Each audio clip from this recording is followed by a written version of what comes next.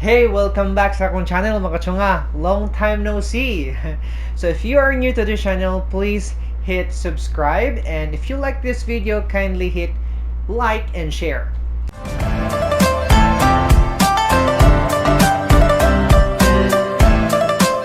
So for today's video, atong i-feature ang isa ka bukid nga makita dinhi sa Mindanao, ang Mount Hilong-Hilong. Ang Mount Hilong-Hilong ang pinakataas nga bukid sa Caraga Region nga makita sa northeastern Mindanao, measuring 1,936 meters above sea level. It is located at Barangay Mahaba sa siyudad sa Kwadparan. Mount Hilong-Hilong has 3 peaks. Back in the 90s, ang Peak 3 lang ang open for climbers because of security issues. And kini nga peak ginasakaan the Saka Mountaineers and Ecological Society. Kini nga mountaineering group ang usa sa pinakauna nga mga mountaineers sa Kabadbaran.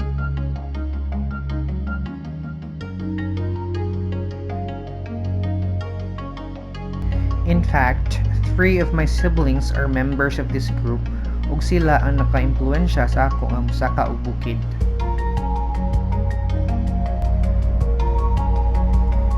Peaks 1 and 2 are off limits to mountaineers.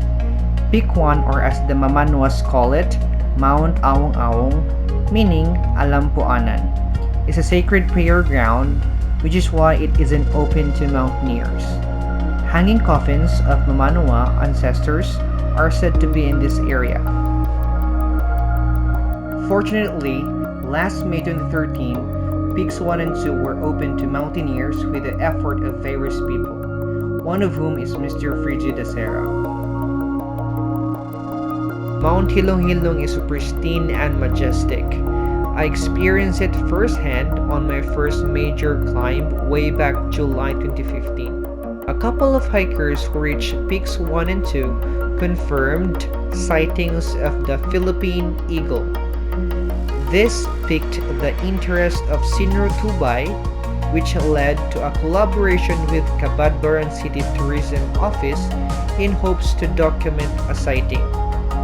I was still working at the said office that time, so I was able to climb back up for it a second time.